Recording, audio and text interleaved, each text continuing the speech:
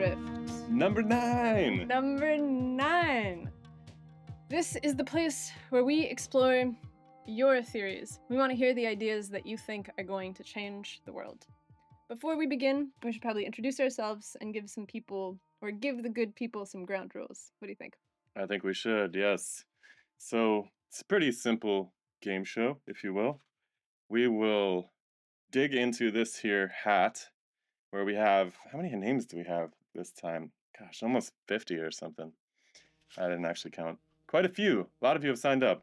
And if you are lucky enough to be pulled out of this hat quite randomly, then you will have 60 seconds to present your theory of anything to the world, followed by a podcast interview with us, just like we always do, except we don't know who we're going to be interviewing today, and that's super exciting. So if you are going to be, so you're going to be watching this timer. We'll put 60 seconds up on it, and you will hear a sound as the dinger goes off. If you refuse to stop after 60 seconds, we'll let you go for a few more seconds. You will eventually hear the good old gong, which will very, very angrily interrupt your performance. At which point you will no longer be presenting, and you will be flung into the interview. So that's what's happening here. Did I miss anything? Well, we do have somebody to help us with the interviews. Oh, we do. Thank goodness. Otherwise, we would have to do it all of ourselves. Hello, Michael. All right, So, there he is.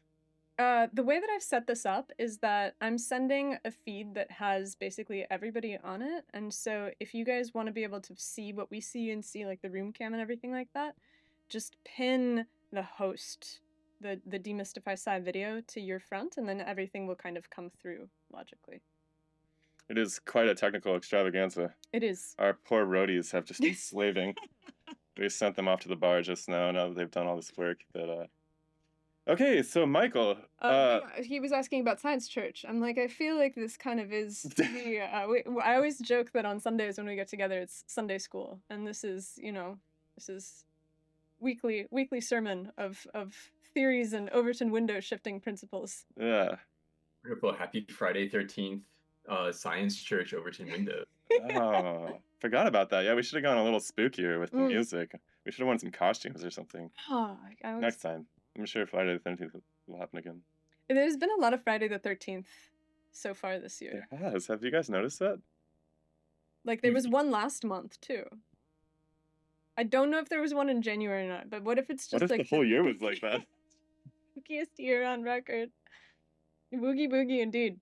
Okay. All right. Well, guys, if you don't know Michael, he's been on the podcast a bunch. Go check out his episodes. He's a fucking brilliant biochemist and biologist in general, scientist. And I am a big fan of the work he's doing. So go find out more about him over there. He's actually working on his own YouTube channel, too, so we can look forward to that at some point in the future. It's true. Soft launch. You heard it here. Is it going to just be about water, or is it going to be about everything? I think that the goal is everything. I have to start with water because it's my day job and I want to get that out there while it's fresh to kind of like support my paper. But I do also hope to have like a stranger science section at the end to kind of go over the other stuff I talk about on the podcast and my journey through that as well. Excellent. I look forward to seeing how that develops. Oh, yeah. It's going to be good to have more strange science people out there. I feel like right now the ranks are slim. But mighty. This is true. Be like honorary your guys' show. Yeah. I'm actually always trying to convince my friends to start YouTube channels, so this is the first one that it's actually worked out with. Thanks or is on the way to working out with, let's say. You got a nice looking studio there, so we're good to go. Mm-hmm. Good start, anyways. We're well on the way to the culty YouTube science compound deep in the the North Woods. All right, well, I'm stoked. Let's who do we? All right, so what we're gonna do? I guess we'll pull a couple names. We'll get somebody on deck. Who's gonna be our first person? Our first person is gonna be first theorist. Theorist is Diego Borges Rivera. Diego. So, Diego, you are up. Yeah, are you here? Yes. Hopefully you're here. All right, get your camera and mic going, and Michael, you got any thoughts before we launch into this chaos? I'm mostly just ready to hear what Diego has to share. I think that you guys really covered in the beginning. It's gonna be We good. met Diego. We've met He Diego. comes Yeah, to the patron that's what I was chat. thinking. All right, same Diego. Great. San Diego. And then on deck, we have Explorer Norton, whose theory is integrated reality. Diego's theory is about metazoan evolution. Hmm. And so everybody who's on deck, make sure you check your camera and your microphone settings, because we kind of have to keep things rolling. And so if you come into the presentation room and your stuff doesn't work, I'm gonna have to kick you and move on to the next person in line. And so we're basically gonna start moving in on this. Shiloh's gonna jam it out for just another minute while we get Diego in the room. Explorer, get yourself ready, and we'll see you guys in a second.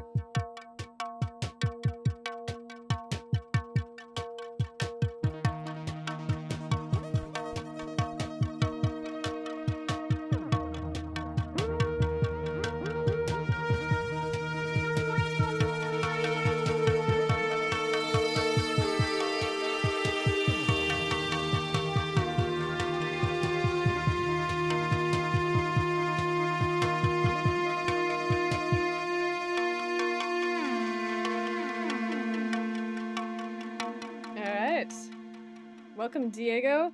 I'm gonna give you 60 seconds on the clock, and whenever you're ready, we're gonna hit the ground running.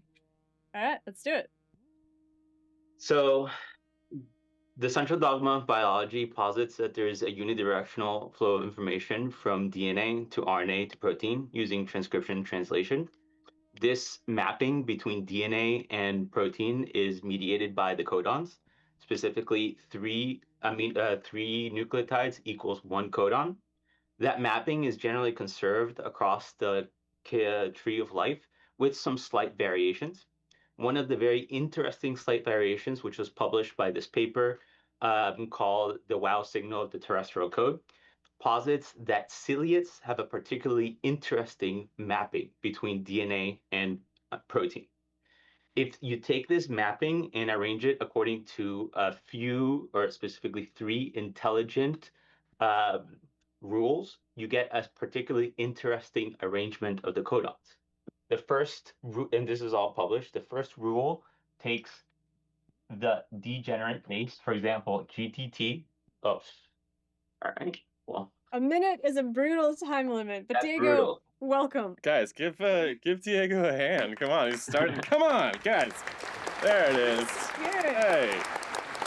All right, settle down, guys. All right, so all right, way to kick it off, man. Yeah, a minute goes by fast. It's not easy to condense an idea into a minute. No, it is not. I was looking forward to it. I thought that he was gonna pull it off. All right. Well, we can't give you any more minutes to present this idea, but we can pick it apart as it stands. Well, first of all, Diego, where are you? Boston. And who are you? Who am I? Yeah. I'm a computational biologist that is trained in epigenetics, specifically chromosomal looping. So that's what I do for my career. That a bunch of published papers, and am also a CSO and founder of a company that I'm actually pitching next week. Damn, you're a busy man. Well, I mean, once you start finding things, they lead to the same place. So is this the theory that you attempted to squeeze into a minute, is that central to the work that you do in your professional life? Absolutely. Yeah. Essentially, that organism lays out a blueprint which to follow. It kind of tells you how epigenetics causes the transfer of information in a more rich manner in metazones. Interesting. Michael, what do you got? So, what I should have started when Shiloh asked me before the show, and you asked me if I had anything to say. I feel like the tagline is to get us to ask the question that you want to be asked. And so I feel like you got right to the edge of your theory that kind of curious how it falls out. But I want to clarify a few things first. So you talk about this mapping of DNA to protein. So clearly there's some information that's gonna be correlated that you're addressing. And you talk about this in symbiotes. So what is your example of symbiotes, right? Or did I hear that correctly? And why Symbiotes? is this symbiote? No. Ciliates, I think it was. Ciliates. Yes, ciliates. Okay. So that includes things like tetrahymena, euplodes, oxytrichia. This is where we got for example, the enzyme for PCR. That's where this came from. Oh, that's very nerdy. All right, ciliates are the things with the little hairs all over them, right? Exactly. All Yep. right. They're beautiful, incredibly complex, single-celled organisms, but they have all the pieces for epigenetics.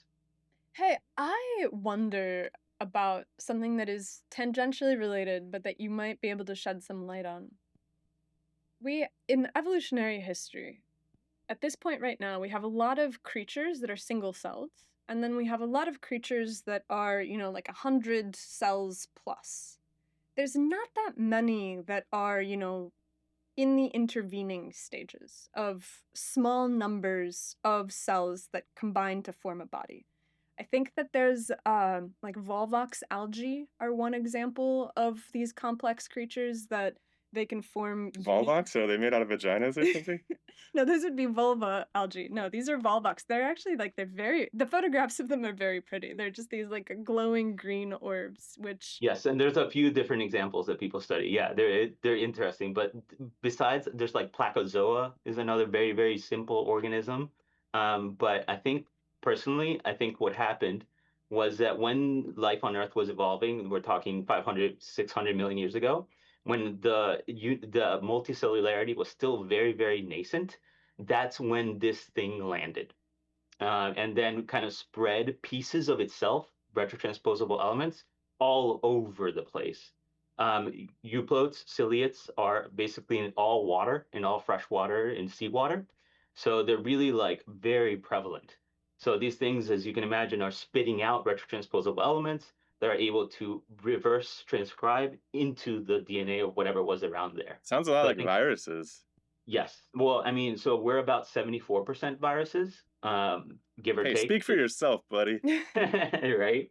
But yes, so these retrotransposable elements are the vast majority of our DNA. And it's not our DNA, it goes all the way back to unicellular eukaryotes. And do you think we're still spitting these things out? Is that what Yes, viruses are? absolutely. They're called they're ECC DNAs, extra chromosomal circular DNA. They are spit out very heavily in cancer, for example. Yes, this happening on a normal basis. That's crazy. Wait, hold on. So cancer. So so part of the evolutionary story is cancer patients? Yes. Well, yeah, look, this is where I need more time to explain, and this is where I'm like actively figuring things out. It appears that the mechanism that is pointed to by this special arrangement of codons leads you to a place to understanding cancer as a kind of the way to define your cellular identity is by defining what viruses you are not. Whoa. That's defining what viruses you are not. Exactly. So in innate immunity, if most of your DNA is viruses and you're able to define what pieces are not yourself, then you've built a innate immune system that also shapes the adaptive immune system. So there's a link. This is the link between the innate immune system and adaptive immune system. So give us a sense of the big picture of the questions that you're trying to answer, because I know that you didn't get to the payoff of your theory, which it's okay. Like practice it for next time, get it down to 60 seconds. We can't bend the rules. No, it makes perfect sense. Yeah, so the big payoff is understanding how we work, is understanding how nature functions, right? So one of the big things as a biologist is kind of like how far does the conservation of epigenetics goes? That's how I got into this, understanding how the form of the genome, the 3D chromosomal structure, defines the expression of genes, right? It is a physical game. And understanding how far back this goes, the pieces of which really are really important to understanding how to turn genes on or off, right? And that's what my company does, is turning on genes on or off. Specifically in the agricultural sector, we're targeting cows, but that's kind of besides the point. So as you can imagine, if you have this most simple organism that has everything packaged in it, it's like the blueprint. It's perfect to understand these things. crazy. Michael, you got anything? So I think that there's curious what you're talking about with like the 3D architecture of the genome being important for this. And I heard recently that the most rapidly evolving parts of the human genome aren't actually coding regions, but rather the structural parts that rearrange the genome. And Exactly. Okay, I'm wondering, yeah, how that plays in or what you've been like. Yeah, so there's larger structures that are called topological associating domains that are on the order of like 700,000 base pairs on our genome. And then as you zoom in, those are made up of chromosomal loops. So the evolution really functions in these structural units. So for example, if you have one TAD here, make a little triangle like this, because that's how you see it in high C maps, this chromatin looping maps. One TAD here and another TAD to the right. This is where actually my PhD research is focused on, the TADs of the Hox cluster. So how these TADs evolve over evolutionary time, they evolve in these chunks. So for example, if one chunk gets cut into two smaller triangles, then the regulatory logic is really within those two triangles.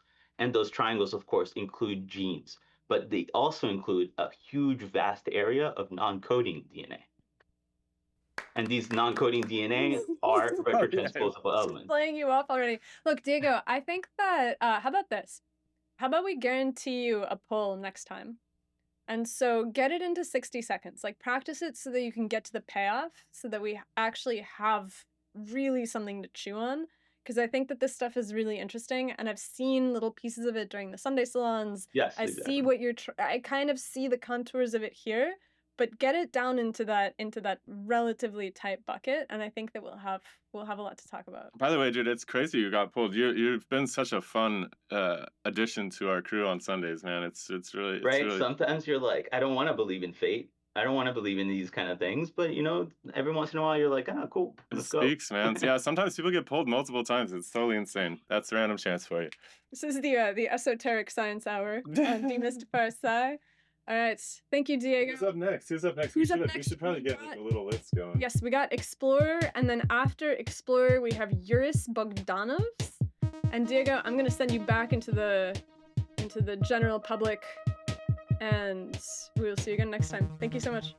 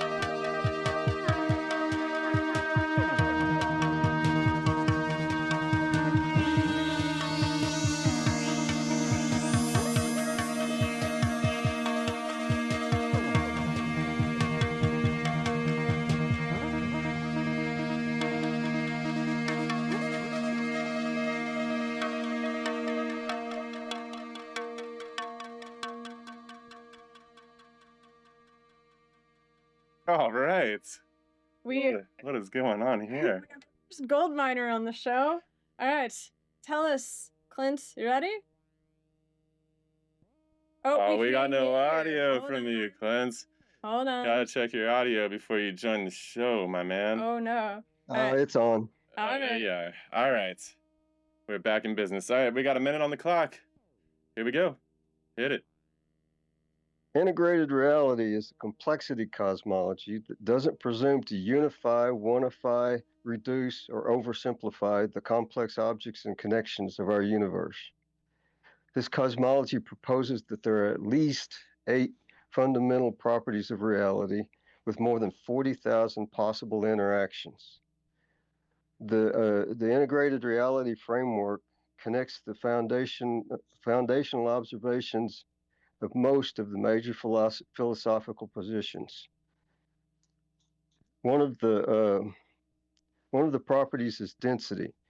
Everything has density, from physical matter to I can't read all this. to mind and intelligence. Vibrations have continuums of wave density that are. I'm sorry, I'm new to this. polarities of energy densities. Social media has high relational density. Uh, recognizing density as a fundamental property of reality helps explain consciousness, continuums, force gradients, the foundations of value, and so much more. All right, come on, guys, come on, come on, come on, come on, guys, come on. All right. There it is. Nicely done. Welcome, Explorer Norton. Nicely done. Did you write that on the back of a mailing envelope? No, that was the what was holding it up so I could read it. See, fair enough, man. Well, welcome to the show. What? Sorry, your name is Clint. I didn't get your name. Clint? Is that it? Clint. Clint, how you doing, man? Yeah. Where are you? He goes by Explorer. Oh, Explorer. Yeah. You do look like an explorer. You look like you've been exploring for a long time, actually. Oh wow. Oh wow. I'm near Murray, Kentucky. Kentucky, nice. A fellow, my dad's family's all from the Ohio River Valley, so very close nearby. Very good. What brings you into cosmology, Clint? I don't know. It's just something that I've always kind of been interested in, but just never. Until about 7 years ago, I just never was able to do anything with it. What happened? What happened 7 years ago? I took a course in integral principles, and suddenly realized that the reason I never fit in, one of the reasons I never fit in, was that I was so far beyond what everybody else was, and I know how that sounds, that their maps just didn't work. And I didn't have anything that looked like a map of the way I thought, the way I think. Is it a deeply mathematical map? No.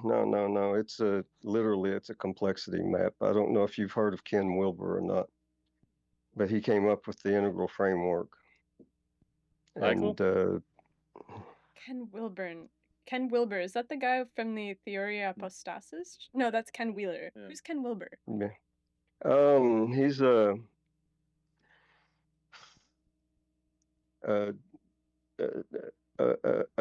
yeah, he was he was a monk for a while, and came out, and he's a psychologist, and then he realized that things weren't quite you know, the explanations of psychology weren't up to what he thought they ought to be. So he spent like 5 years studying. The way he explains it, I had papers scattered all over the floor, and that nobody could walk there. And he finally figured out this thing called an integral framework. All right. Well, I guess we'll have to check in on that. Michael, what do you got? Quinn, thanks for sharing your minute. I think that it's super hard, and I appreciate you getting up and sharing nonetheless. I was kind of curious that it sounds like you're connecting like physical ideas like density, and you talk about like 8 fundamentals that you identify. But I'm kind of curious what led you to start seeming to map physical measurements to it seems like personality or psychological ones, right? Like how did that come about? Or is that what's going on? Yeah, kind of.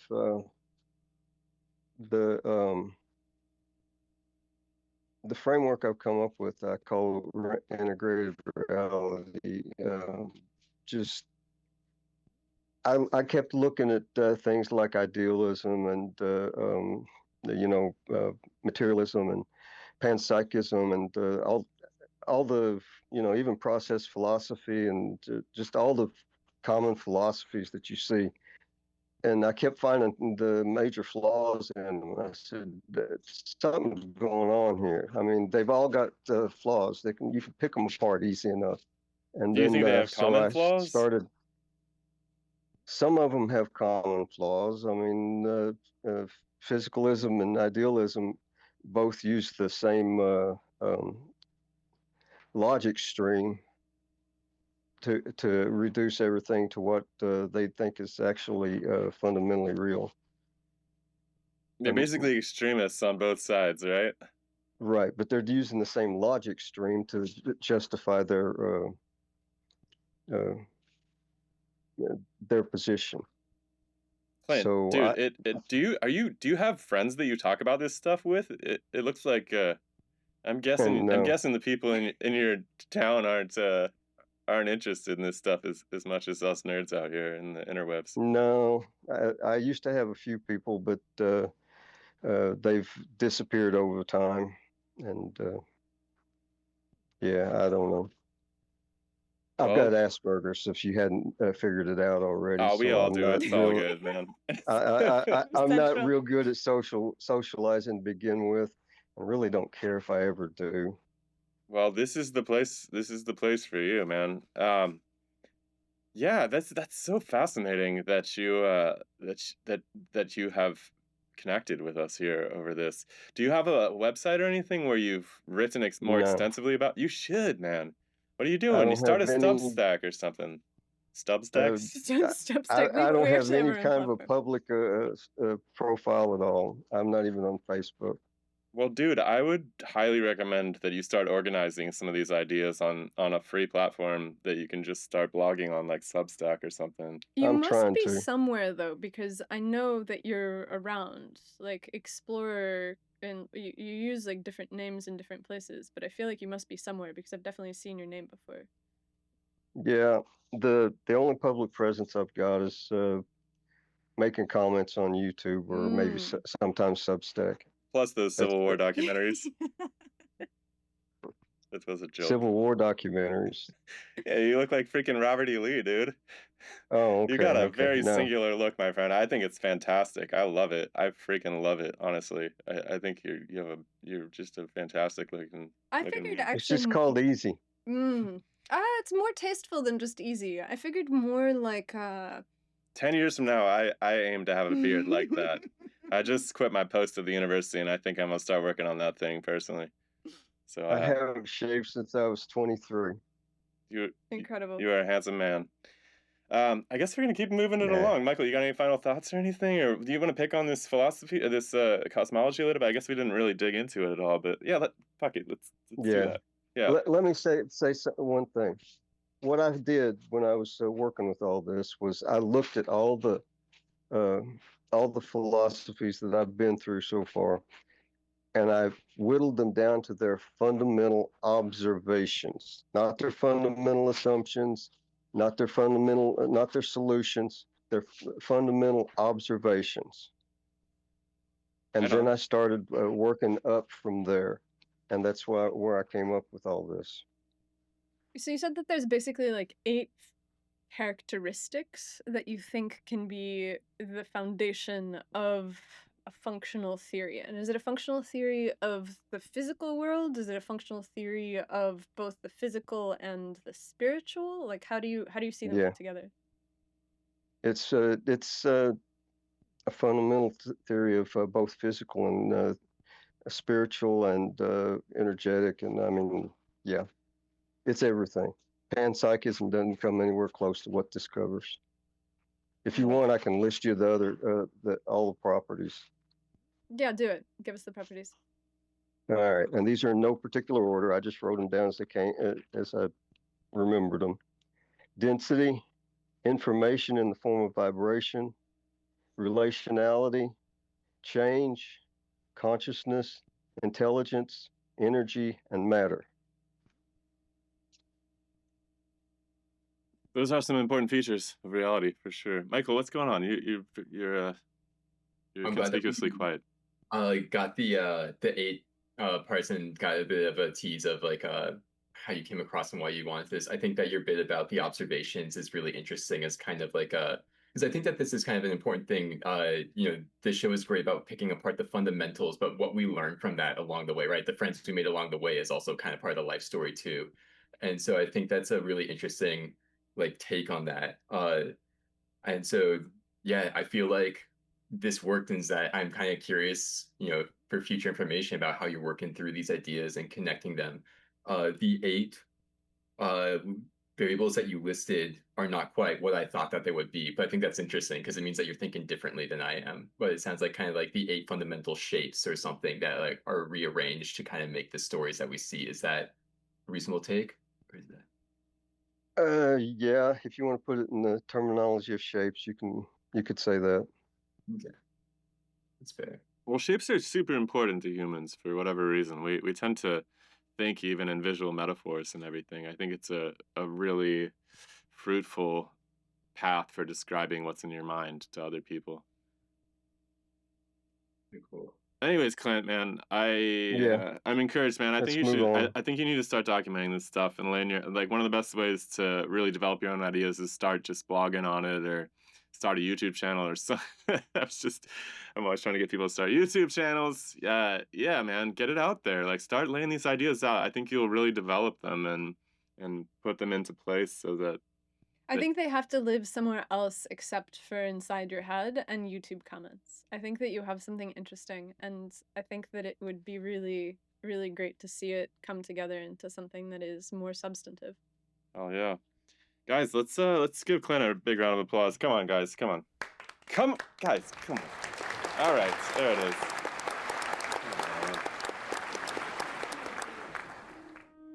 Who we got on deck, Nastya? We have Yuris Bogdanovs, and then after that we have Jay Fulcrum. Yuris submitted at least 10 different theory names, so this is a real grab bag. You only get one. You only get one. You only get 60 seconds. You only get one entry into the. You only get one entry into the bucket. But yeah, Jay Fulcrum is next.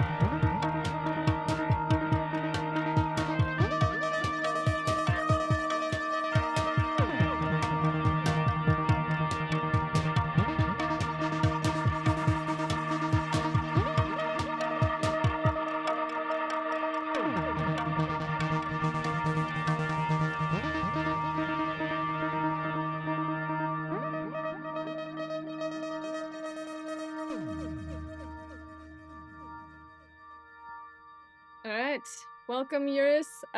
We are fully unaware of what is about to happen to us, but I'm very much looking forward to it. So you got a minute on the clock, whenever you're ready. Right.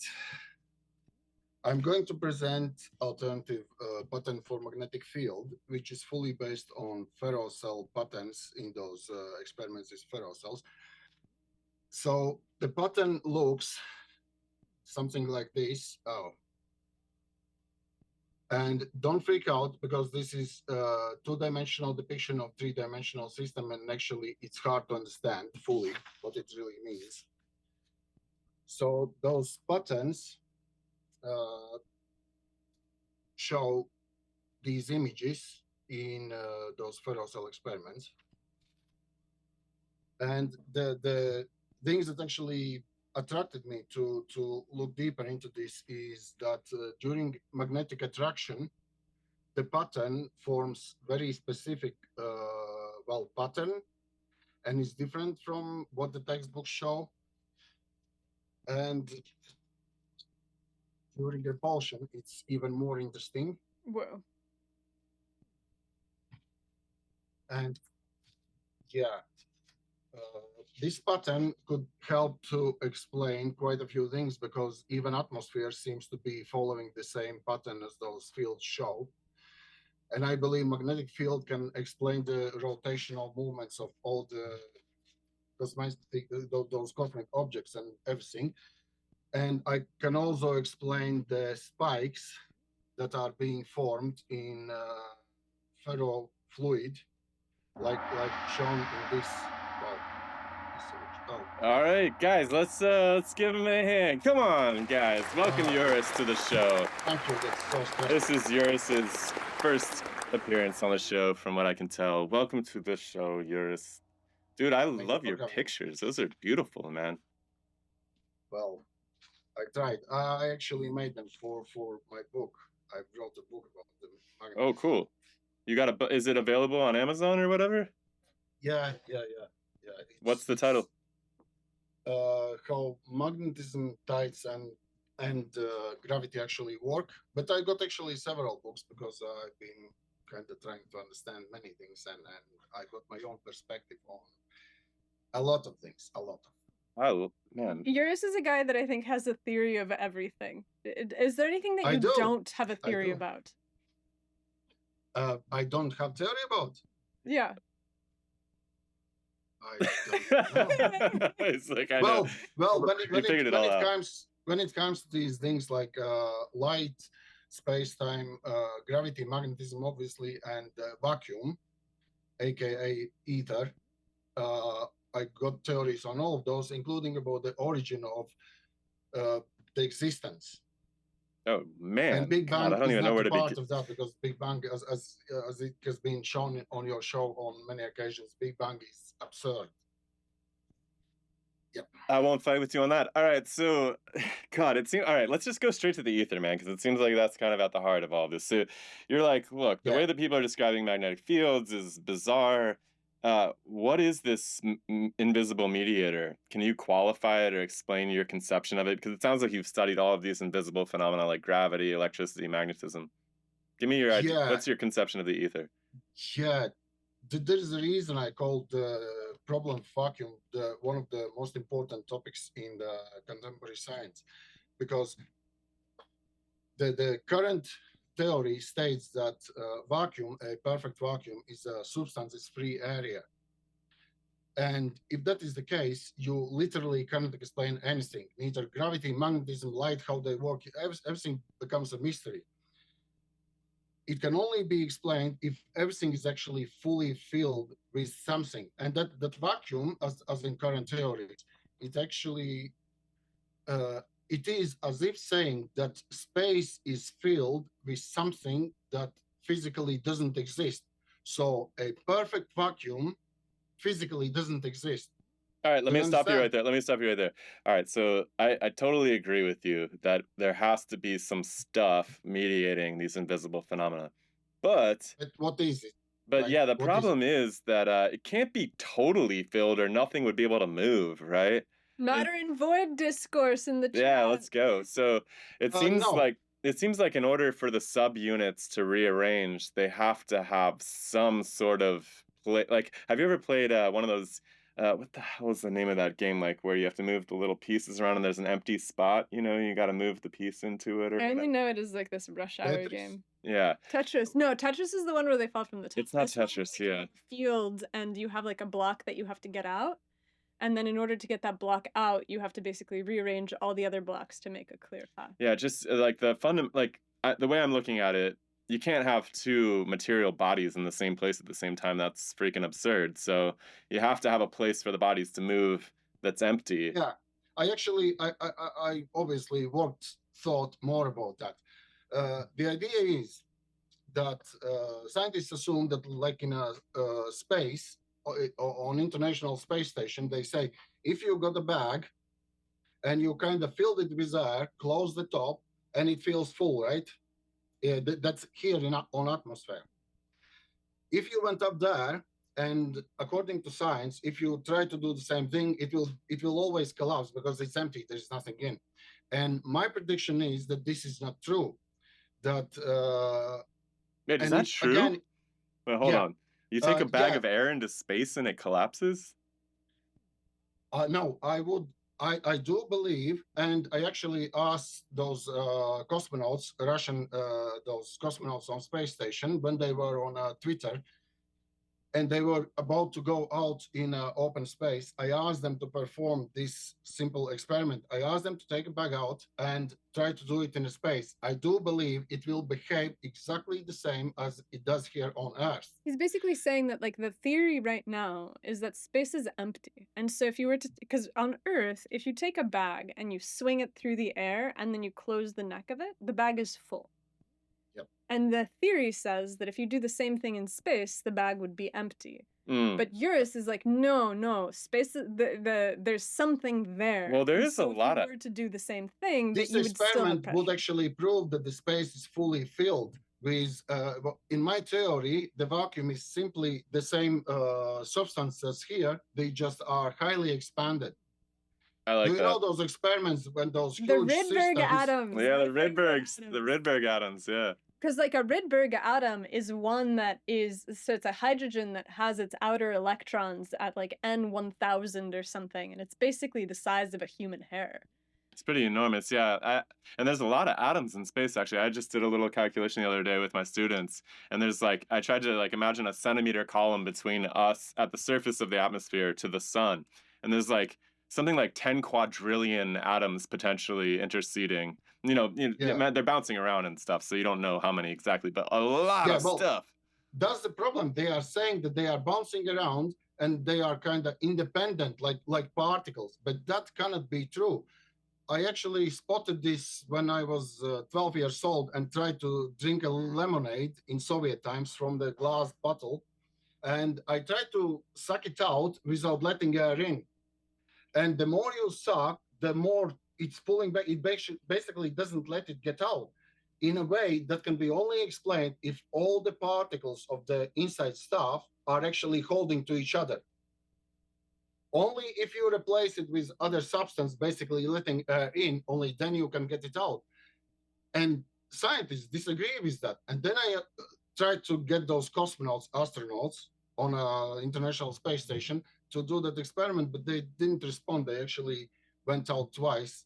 I bombarded them with my messages, but they ignored it. Dude, I love this. Are you actually in Russia right now? No, I'm in the UK. Okay. I've been living here for 15, 16 years. All right. Oh, a cat makes its first appearance. Welcome. I'm sure the motherland Yeah. misses you. They need more people like you. Michael, what do you got going on over there? So I actually had a quick detail about the question is there not some material property of the bag that would cause it to inflate? Is this something that could also be causative of the phenomena other than an ether with material in it potentially? Some material to make it inflate.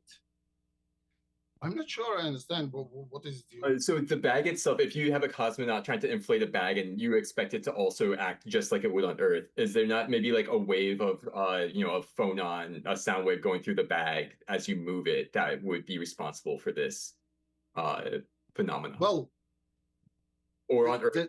The essence of that experiment that I'm suggesting is that all particles of even liquid substances, they are always connected in some way, which is hard to understand. But if that bag experiment can prove that in the space it works the same as it does in atmosphere, it proves that those particles are connected. And well, I'm not sure I can fully understand what is it you want to understand, because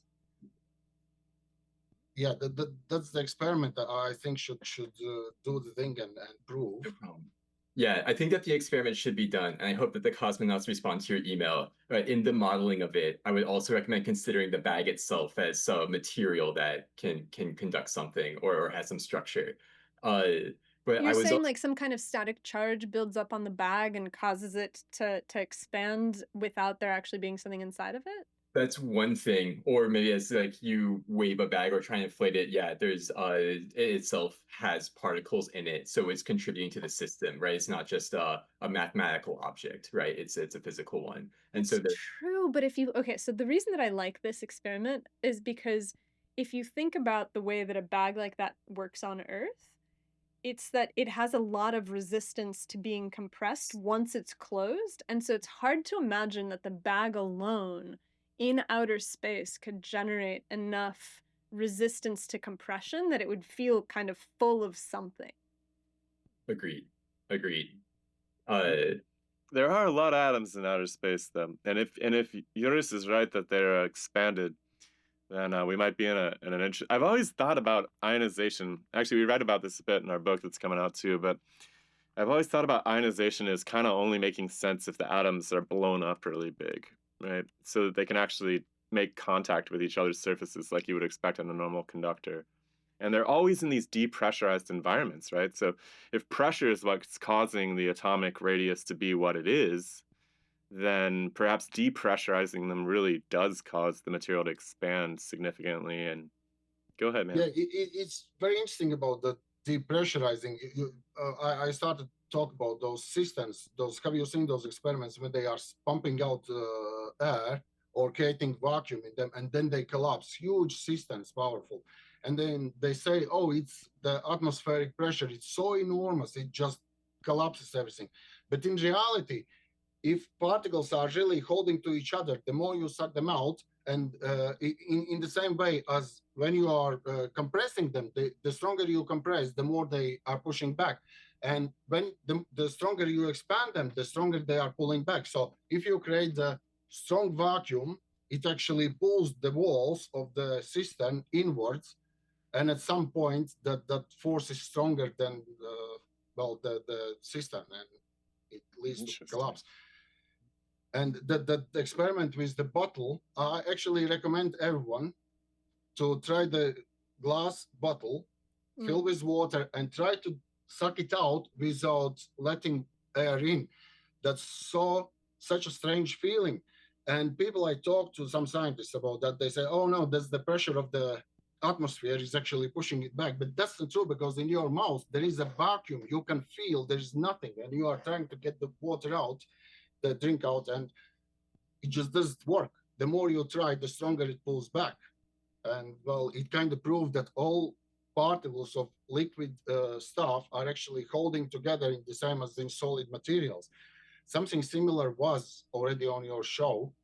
Well, somebody talked about the jelly type or anything, because the idea about the ether has been actually quite lame from the beginning, because that involves some kind of other substance that nobody can detect, and it's mysterious and everything.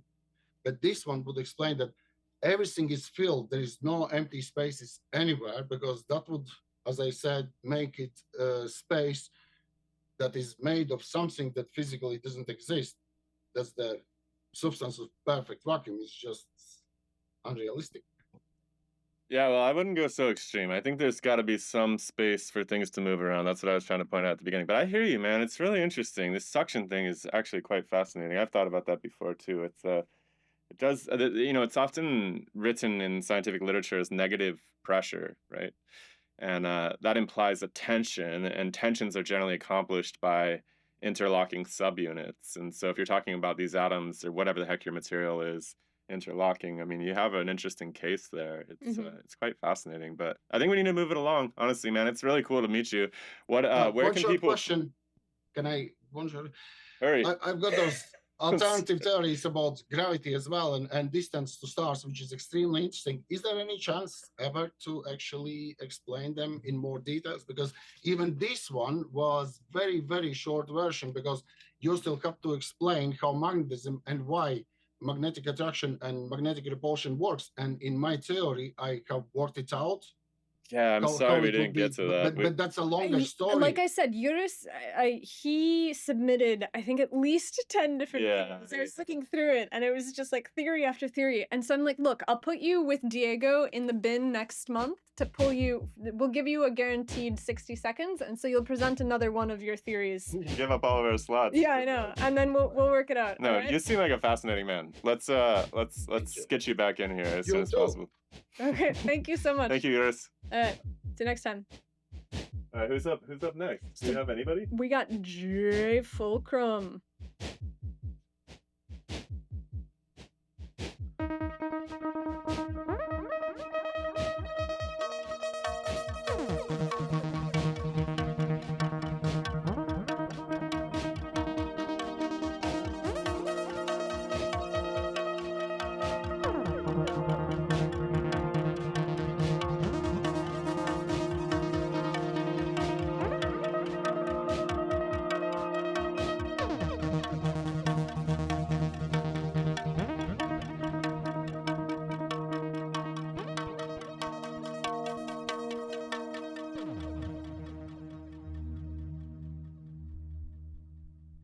All right.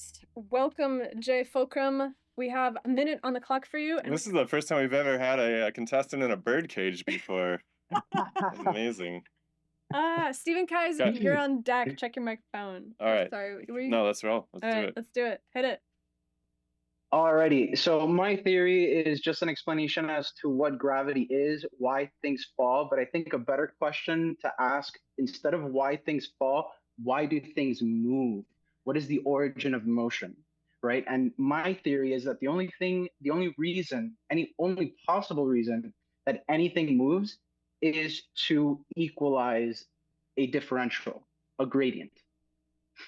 Whether it be electrons in a battery and electrons moving in a circuit to create a current, there's always some sort of differential, and as soon as that differential equalizes, the electrons stop moving. That is, in an equilibrium, it is impossible for anything to move.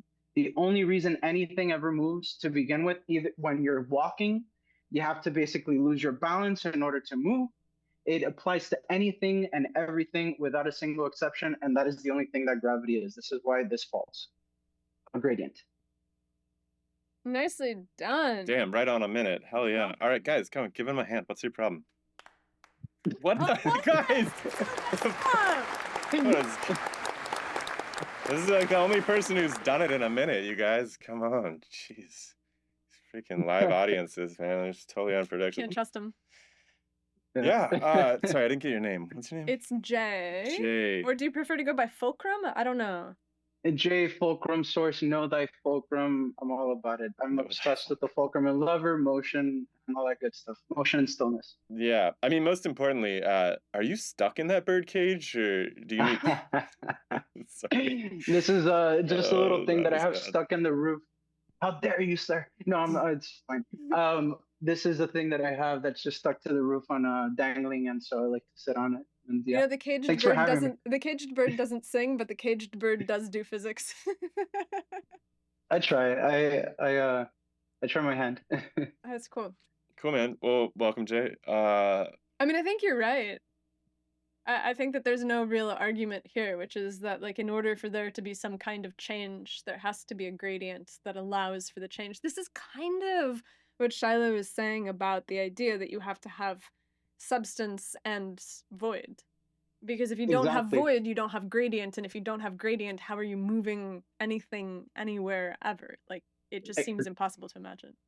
Exactly, and it seems to go ahead. Sorry, go ahead, Michael. Yeah, so I'm very sold on the idea about the world equalizing, like neutralizing differentials. I see that too in how I move through the world.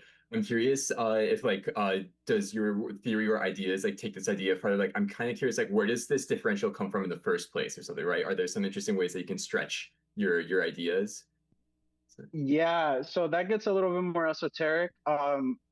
So first of all, I came across this understanding learning from someone named Walter Bauman Russell, which I am 99.98% sure that Nassim Haramein is very well acquainted with. He also argues the same thing about gravity, which is something that Walter Russell, I don't know if I think he originated it. He depicts it by giving a fulcrum and lever analogy, basically, like the equilibrium being the fulcrum, and then the motion being an extension of the fulcrum. Did I say that correctly? The lever being an extension of the fulcrum. And he argues that the mind is what disturbs the equilibrium. Although there's a little bit more to it than that. He also doesn't think that the universe ever had a beginning. And he thinks that motion is perpetual. It is constantly moving between low and high pressures, and it's never able to equalize. Long story short, one other thing I'd like to add is that he basically argues, from my understanding, because it's kind of difficult to understand a lot of the things that he says because he's an artist and has like a fourth grade level of education. My understanding is that gravity is nothing more than an extremely low pressure gradient. That is all it is. and I think that this can the path what he refers to as like the my understanding, the consummate path of least resistance is two tornadoes colliding from a north-south pole on the planet, and that would be the input, and then the output would be the equator where the rings of planets come out. And yeah, I'm basically in the near future going to be trying this out with water. I think I figured out how to create that path of least resistance with water.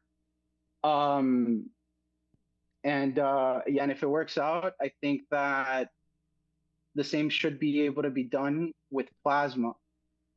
And if this works out, then you know, long story short, I think that we might be able to even create matter.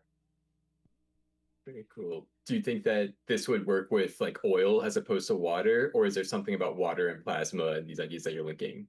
Anything that's fluid, hydrodynamic, anything that follows that kind of ether type of fluid type of thing. Yeah, and end goal would be with plasma. I'm very close to starting that experiment with water.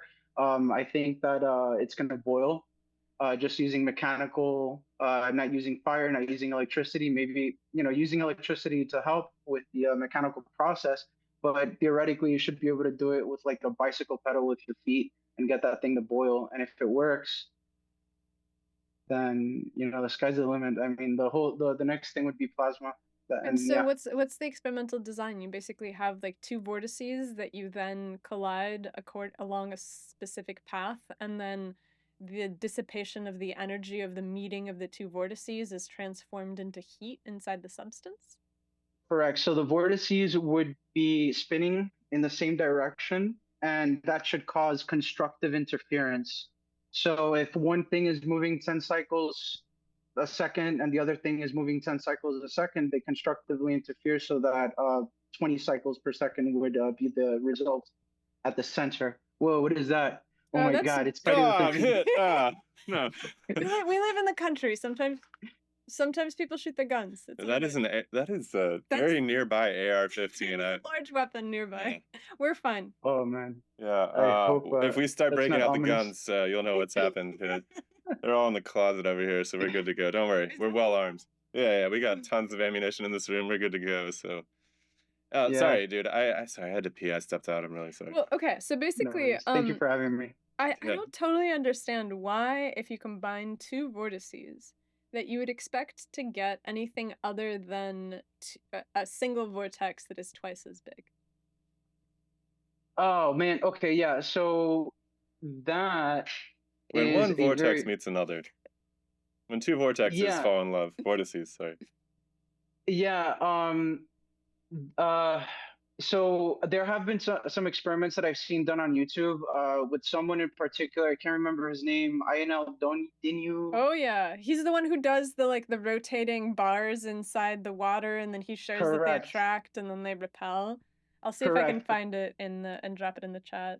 So this person basically, he spins two objects, and I think that the reason they attract is because the water that is spinning around that object is spinning in the same direction, causing constructive interference to occur, which then lowers the pressure in between both of those objects. And if you actually look at a magnet, if you get a CRT TV, I think that's what it's referred to, the electron TV. If you get one of those electron TVs and you formulate like a grid, so like to have better visuals, you get a magnet, put it in the North Pole, it'll spin either, let's say hypothetically, it'll spin clockwise. And if you flip it, the South Pole will make the CRT screen flip counterclockwise. So that kind of lends an explanation for why magnets repel and why they attract. Because they're either constructively interfering with each other through the spin of whatever it is that's spinning, or they're destructively interfering with each other, which raises the pressure and causes things to and so yeah, this is all the fulcrum and lever. This is all the cause of motion, and I think that this is something that's universal and applies to everything without exception. Where are you at, man? I am in Miami. Miami, amazing. Mm. Miami's a really cool town. What have you always lived in Miami, or did you move there? I've been here since I was like 7 years old. Basically, I'm a big boy now. I'm like pretty old now. That's cool. What's are there other people thinking about it? Is there a physical community of people that are working on these same ideas, or are you kind of the odd man I out and you? wish, Yeah. I wish, I wish, I wish. I try talking to people like this one friend that I have that I've known since we were kids. Since he's like a radio frequency engineer. He's like the closest thing I got. Even he doesn't want to talk to me about it. I What? mean, I don't. it's I thought it's I was really hoping you were gonna say Miami is the hotbed of ether theorists. I was like, I've been looking for somewhere really nice and oceanic to move to. It's true. So yeah. that's I too mean, bad. it's mostly because Walter Russell is kind of like very fringe. He tends to blend between like mind and matter, and he gives this explanation. The fulcrum and lever is like this universal explanation that he gives between like knowing and thinking. So there's like this he basically tries to argue that religion needs a scientific foundation and science needs a religious foundation or a spiritual foundation rather. And he basically like intermingles the whole thing about like what causes motion and the quantifiable, the unquantifiable, like everything in one package, and it's beautiful. And I think that I'm very close to proving some of his concepts. I mean, when you can get room temperature water to boil by mixing vortices, come back and show us the experiments. I think that I would would love be to. that would be very dramatic. I would love to see that. Yeah. Michael, do you have any? Yeah. Oh, go ahead. Sorry. Michael, what's up?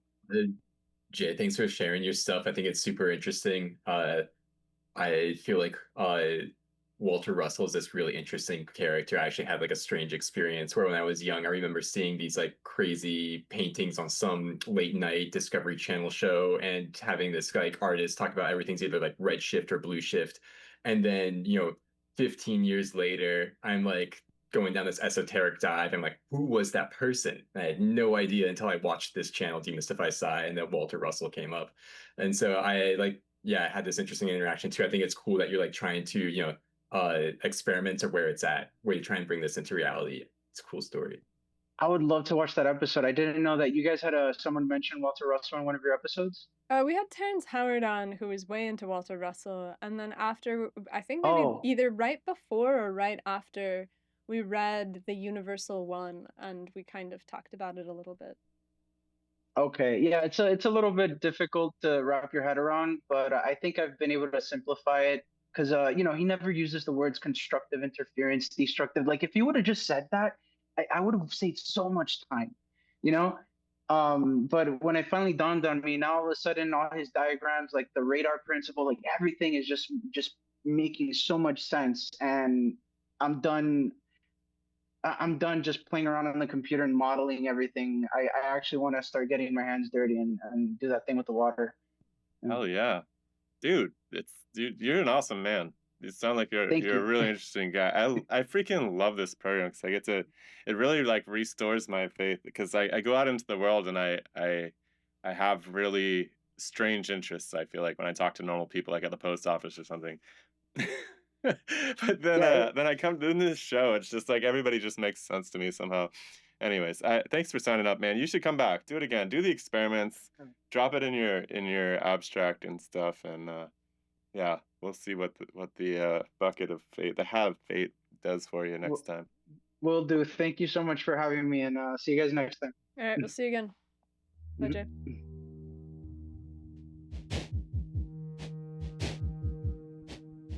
Who do we got coming up next? Steve Kaiser. And then after Steve, we got memes of destruction.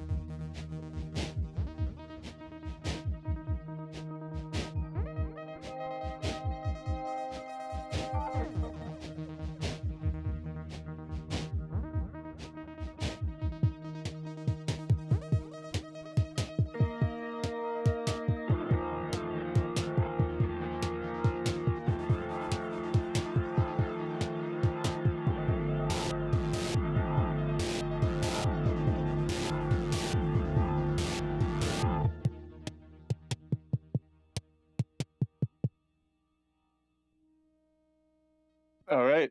Blow my mind. Oh, I've seen you before. I know you. All right. You will blow my mind. All right, Let's put a ready minute to on. go? Hold on one second. Let's get a minute. Just talk. Just Nazi, we're all looking at the figure. We're like, damn, nobody makes figures like that. All right, here we go. Sorry, I'm not trying to bias this performance at all. All right. Numerical mathematics is a brilliant tool for abstractly describing nature, but you can't model physically real biological structures using only numerical maths. Edge theory is a working real membrane theory, a non-orientable string theory to be specific, that uses sheet music-like arrangements of rotation pulses, heartbeats, in place of equations. This topological score transforms the ideal form into fundamental archetypal shapes. These archetypes appear to generate mathematics, consciousness, and morphogenic fields with light and matter particles. Edge theory generates the topological control of the cell that Diego just described and the magnetic movements Juris and Fulcrum just described. Non-orientable math eliminates abstraction by directly modeling using logic in place of numbers the actual bodies of a mathematically rigorous universe. Zeno's infinite dimensions opens the door to this sixth evolution in maths, and that's what I'll be sharing with everyone on this month's Paradigm Drift. Yes. Nicely done.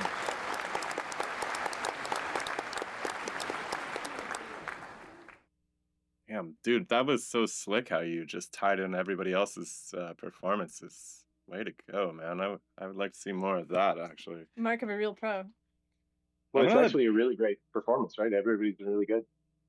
Yeah, well, we're slowly building up a pretty smart body of people here. It's kind of blowing my mind. Our patron chat, too, has just been smarter and smarter every week. It's kind of crazy. I'm going to be intimidated. I'm going to not even be able to show up at some point. I'm going to just let Nastia do it. I've started doing math classes in the late. She has. Yeah, she has not recruited me to that project yet, but I don't know. I'm kind of tempted to let Michael lead this one. It's right up his alley with these archetypes. I mean, Great presentation and intro to your ideas. Thanks for being here again, soon. So you had this sentence that kind of stood out to me as you have heartbeats in place of equations. I'm kind of curious what that means to you and how you came there. Yeah. Well, edge theory involves what are called non-orientable objects in mathematics. So if you were to, go to a search engine and type in a Klein bottle, K-L-E-I-N, and go to Wikipedia, you'll see a definition of it described as a non-orientable object. It has a technical meaning, but what it means is that you cannot use equations to describe this topology in three-dimensional space. It's technically not possible. So what I have done is developed kind of the same techniques that wait. Sorry, I'm sorry. Seriously? There's an object that you can't describe its orientation with mathematics? But you can't You can't describe any part of these objects in 3D using equations. That's freaking not me. crazy. I've never That's part heard of this. standard mathematics. But you could 3D print it somehow? Yeah. How can you 3D print it if you can't describe its orientation? Well, I'm just actually switching from using vector drawing to like a 3D modeling and animation program like Blender or Industrial Magic and stuff. And those, they break the shape down into faces, and then they kind of stitch the faces together. So you don't have to have an equation for the entire shape. I see. So like a unified equation is the problem. You could have a summation of equations, but you can't have a unified equation. No, you can't have a summation of equations either. Isn't that what the faces are? Single equation. Sorry? Isn't that what the faces are though in Blender or something? Well, yeah. So in Blender, what you do is you have an approximation of an equation. It doesn't actually describe the real shape. So, but again, standard math, if you just search on K-L-E-I-N bottle, you'll see it described as non-orientable. There's a technical description of why it's non-orientable.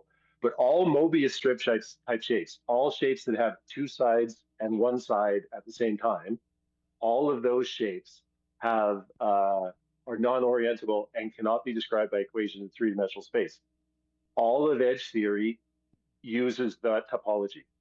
It's brand new. Like, I actually believe this is kind of like the next evolution of math. I don't mean to be grandiose, but I don't know how else to describe it, because it directly models the universe without any adjustable parameters That's, by some I mean, strange. oh man, the freaking people shooting up. Good Lord, I'm sorry. This is, this is the country living. Yeah, actually, the guy, Jake Archer, he was way into all this Mobius strip stuff in terms of fundamental reality. And he's the guy who kind of got me started on all of this, honestly, like many, many years ago. He ran the Rational Scientific Method Facebook group that kind of got me launched into this French science in the first place. So But just let me to finish answering Michael's question, like what the topological score means. So the way the transformation works is individual energy pulses. I call them snake bites. It's a perfect analogy. It's not real. It's just an analogy. So there's different snake bites at east and west, and they generate pulses of transformation within the topology that creates repeating shapes or patterns like spin, double helixing, cell division is an archetypal pattern. So each one of those patterns would be the equivalent of a musical note. So you would play cell division, cell division, cell division, double helix and double helixing. And by playing those different notes, you assemble a cell that works. Or, I mean, it appears to assemble all of the structures in the universe that I'm aware of that work. There is something really, really scientifically overlapping with music. I think it's no accident that a lot of our great heroes of science were obsessed with music and music theory. Like all of my favorite scientists, Huygens and Thomas Young and even Rousseau and like these philosophers, like they recognized that there was something universal about resonance and that our manipulation of it for emotional purposes in music, right? That's the insane part. We're using physical phenomena, resonance, and we're manipulating our freaking emotions with it. I think that there's something really profound about this overlap that hasn't been addressed. There's a huge chasm between science and art, let's say humanities. And that's what really intrigued me about the way that you presented your minutes today. When you go back to the very origins of, it's very common in a lot of religions is the idea that the creator created the universe through vibration, by his voice or by singing, in order to create the universe. And I mean, everything vibrates. So. Yeah, I think there's really something to it. I don't know. I know a lot of people that are like Michael Levin's a great example. A lot of scientists I meet who have a real fascination. I don't know if that's not the right word.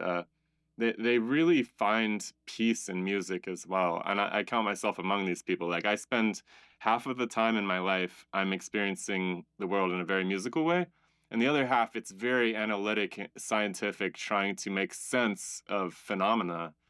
And I just find myself switching, not even having to switch between these two modalities because they're so overlapping. It's really, really profound. I think that a lot of scientists can account for this. I mean, even like Michael, he sent me a musical piece he did with his buddy. It was freaking badass. I mean, I think it's very, very common for scientists to find, I don't know, an expression of their understanding of reality in a very different form than analytics through music, and it hasn't really been adequately addressed, I feel like, in the standard canon. Well, there's a deep limitation to mathematics, right? Because if we limit ourselves only to the things that we can explain mathematically, and that we have some kind of quantitative system worked out for, I think we're stuck with not being able to explain everything. Like language is a larger set of reality, and perception is so if you imagine, you could describe a Bach symphony with mathematics, but it would be pointless. Like, what are you doing at that point? Well, you could deconvolve it into do Fourier transforms on it and be like, it's this many sine waves of you could make a histogram of it, No, you'd have to have, in order for a mathematical description of a Bach symphony to mean anything, you'd have to have somebody that has a synesthetic relationship to mathematics, where if you show them a sine wave, they actually hear a tone.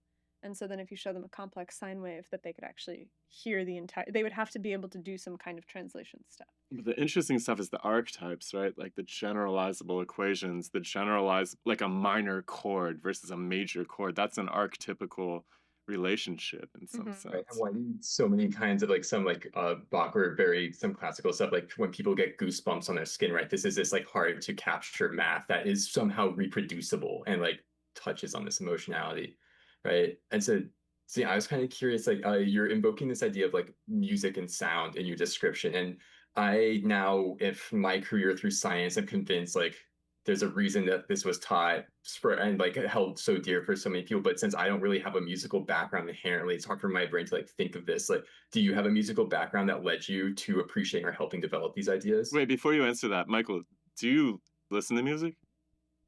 I listen to music a lot now, but when I was young, I kind of like didn't see the point, and that was just the strange, yeah, adolescent Michael. Autism Central. Wait, you didn't see the point in listening to it or in making it? In either, like I was weird, right? I actually when my mom tried to teach me piano, and I didn't believe in music because I didn't understand how people could be so precise. I thought that all music was actually just like synthesized by computers, and that people couldn't be so like precise and repetitive. I had no like interest because I had no concept and like this is impossible. And then I discovered metal, and it turns out that's what I hear on the inside of my head. Hell yeah. And it's not, yeah, classic. Yeah, yeah. All right. Sorry, Stephen. You can answer. I'm sorry. I just I know Michael likes music, so I just wanted to make the connection. I never asked him before. Well, I was, for me, I was born in the year of the snake, the Chinese year of the snake. So all of us snakes are, very musical and rhythmic. I spend almost all my time drawing now at a drawing table or at the vector drawing or 3D CAD. And I always have sound or music playing in the background. I just find it's incredibly, I actually find it's really helpful to distract your conscious mind when you're working on something. And it's just like, oh, what is it? And then boom, you get the answer for me. Um, and What kind of music, I by the way? love music. Hmm? What kind of music? Oh, I'm very much into the I don't know, eerie, ethereal stuff. Hell yeah. He's just got Yeah, I Enya don't know how to. blasting all the time. See, I love me some Enya. I was listening to Enya Yeah, yesterday. yeah. Lord of the Rings. I like a lot of Vivaldi, Bach. But I tend to like stuff that's kind of imagine someone playing a snake as he's swimming, that kind of stuff. Music So, of the spheres. Yeah, yeah. yeah, exactly. And I played piano a lot as a kid and really loved it, but I just got to a point where I had one too many balls in the air. I was a massive hockey player for a long time, Me too. and I couldn't do hockey and math literally, and the rest of the stuff I liked. So I gave up. I gave up music to do math literally. So. Dude, you're an interesting guy. God, everybody's so damn cool tonight. What the hell is going on, man? I think we're just concentrating cool people at this place for some reason. I agree. Number one. I wish you all lived like in my neighborhood instead of these guys shooting off I AR-15s. told you, like the science cult compound in the North Woods. It's happening. Give it like a decade. No, man, somebody else has got to be the charismatic leader, though. I'm tapping out of that shit. My dad has the physics monastery. I don't know why we can't do this, but where does the vibration come from? Because if there is this note that is playing, and I've thought about this a lot too, because we think about the shapes of atomic orbitals as being similar to the spherical harmonic, the spherical harmonic form of the harmonic shapes on a Chladni plate. But with the Chladni plate, you have a speaker that drives the plate. Where is the speaker of the universe? Well, it's all real mathematics, stems from axioms. They had to be rigorously defined and self-reinforcing. And so within edge theory, the four axioms themselves, when you apply them, they generate the vibration, the initial vibration. So that's actually, what would be next to introduce probably is the axioms. The simplest way to put it is the four axioms are that number one, all dimensions and time spans are simultaneously finite and infinite at the same time, and that both the truth of all four of those combinations are true at the same time. The second axiom is that everything that comes into the transformation comes in equal and opposite balance and imbalance. The third axiom is that the third axiom is that all of the topologies are non-orientable, like the Mobius strip. And the initial topology, the pre-photon, is the optimum embodiment of all four of the axioms. And it shrinks to zero by this specific process, as if two snakes each, like, don't have the graphic here. In the photon, there's a snake with its head at west and a snake with its head at east. And this is just an analogy, right? It's just describing a mathematical process. And the other snake's tail is in each snake's mouth. So the edge is like an 8-inch circuit made of two 4-inch snakes. And each snake takes a bite one after another until the edge shrinks from 8 to 7 3/4, 7.5, 7 1/4, until the edge shrinks to zero. And that process is determined by the axioms. So you have to do it that way to embody the axioms. And then the fourth axiom is simply conservation of both the finite and the infinite energies. And that axiom is what produces the equivalent of dark energy, or maybe even gravity, in edge theory. So literally, if you just take those four axioms, put them together, you get vibration, and you literally get a seemingly perfect model of the part of the universe we can understand. So math can't understand, my edge theory cannot understand what consciousness is going to choose. We can't predict what consciousness is going to do in 10 minutes from now, what a bird is going to do, what we're going to do, what the creator is going to do. You can't predict any of that. But once those decisions are made, once consciousness says, I'm going to get up and go get a drink of water, we should be able to then model the process that physically enables that to happen, and what happens to the air molecules and the singularity particles while it's happening. And edge theory seems to be able to describe all of that perfectly, I think. All right, dude, you gotta pick one of these axioms. It's just too, it's information overload. You gotta pick one of those and do it next time. And I would definitely invite you back to do that. I think I need to examine each of these on their face, and then examine the origin of each one of these axioms to even decide whether I think they make sense or not. Because axioms are really the just first one assumptions. is, Well, hold on, man. the Hold first on. axiom is, Settle down. We can't do everything right now, unfortunately, because we gotta get no, so many I was freaking just going to smart say people it's just hanging out. actually listed out in the Discord server. I listed out the entire first axiom, but I'll do it next time, no problem. That's great. Hell yeah, That sounds really good. dude.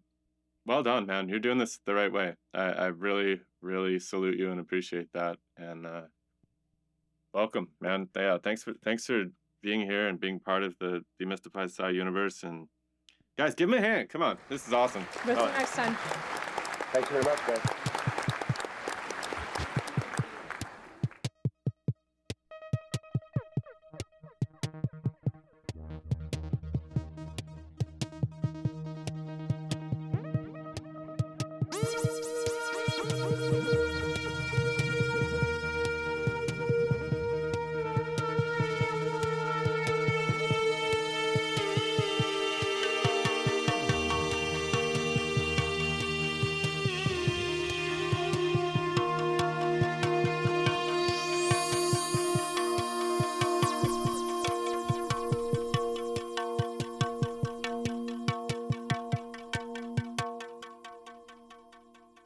Alright. We got Oh, I know this guy. Look at him. He only wears yellow shirts. Yes. But he doesn't have an equation on his shirt today, which is a little disturbing, honestly. All right, anyways, I'll let it you get depends to on it. which equation. level up is kind of like a verbal form of an equation, technically. Let's give the man his minute before we start picking on him. Before we do that, Urban Asplund, you are on deck. So check your microphone, check your camera. And now we got Matt, Memes of Destruction. Whenever you're ready. Alrighty then. So, as we can see from the board there, we're talking about the wonderful world of water. It just happens to be a thing, and we're going to get into some definite numerology. That's all I'm going to say about this. And the whole reason for doing this was because I found out I had a grave error. When you make a grave error, you're like, oh my God, can I potentially salvage it?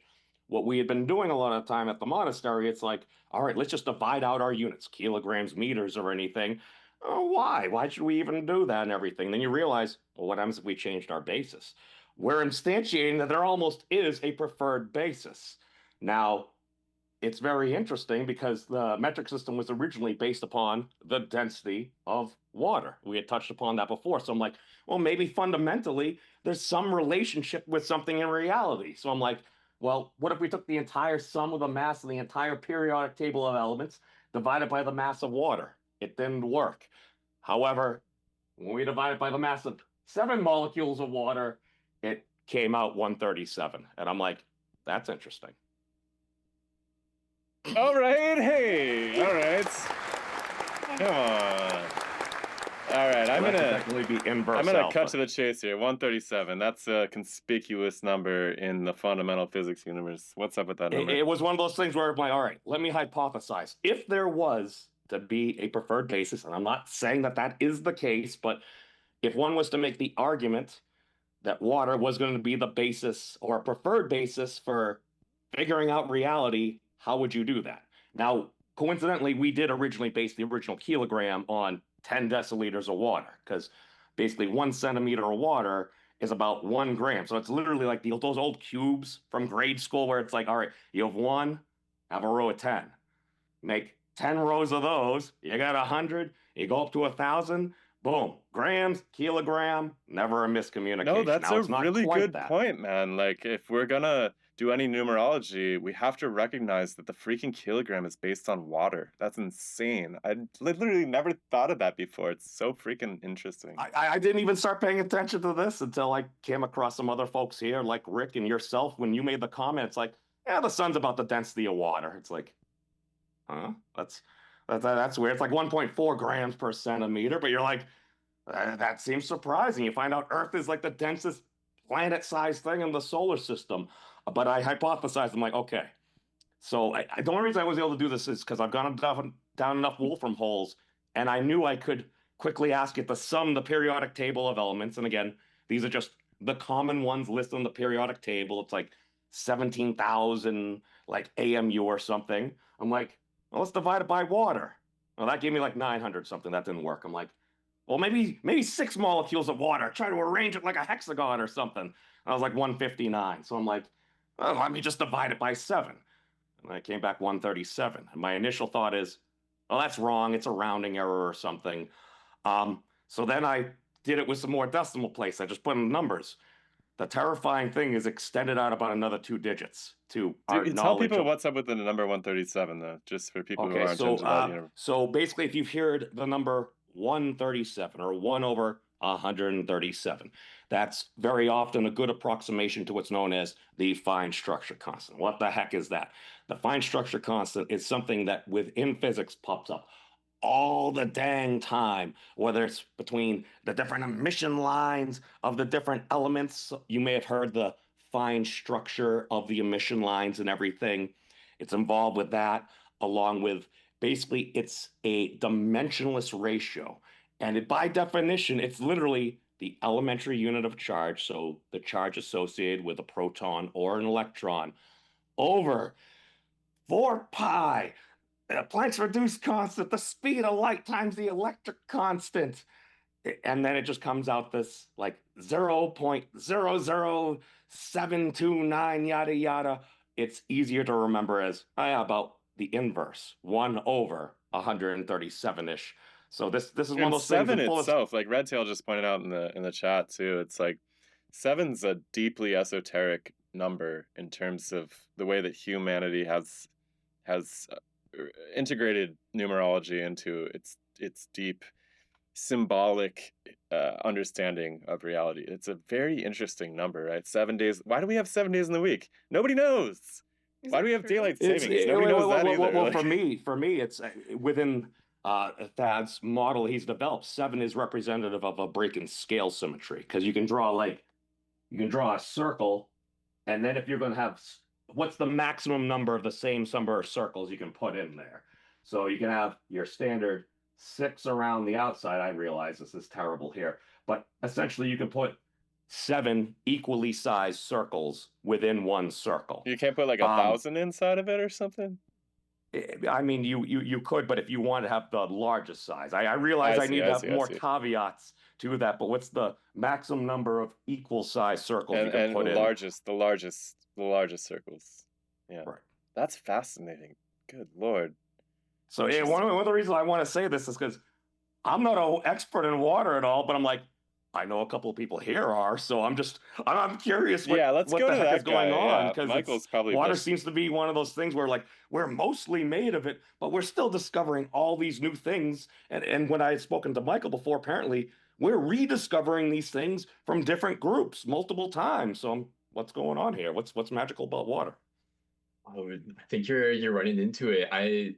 So I'm always enamored with your approach of like looking at these numerical relationships and just like I think that it's like so in a sense like surface level, but no one bothers to like look at it and all these like interesting relationships that emerge when you actually do as you like do commit yourself to thinking about it. And one of the strange things about the seven circles is that this is ideal packing in 2 dimensions. But water is weird because it doesn't follow the ideal packing in geometry. And so like if I have liquid argon gas, a noble gas, and it's going to follow ideal spherical packing. And even sulfur dioxide will, which is a close analog of water. But water itself like fights this in some way. And so that's just something that is not a here or there, but very strange. Because like seven is this really universal, important esoteric number. I wanted to actually dive into because Can I ask you a people. question, Michael, really quick? I don't know if you know the answer to this, but we're always told that hydrogen is most of the universe. In terms of molecules, how does water rank up there?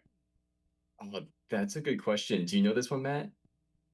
Okay, when you say most of the universe is made up of hydrogen, Well, obviously aren't water has two of the hydrogen, yeah. components of Yeah. I have no idea. And the interesting thing is, one of the questions should be posed is, well, water is not an element; No, it's a no. chemical compound.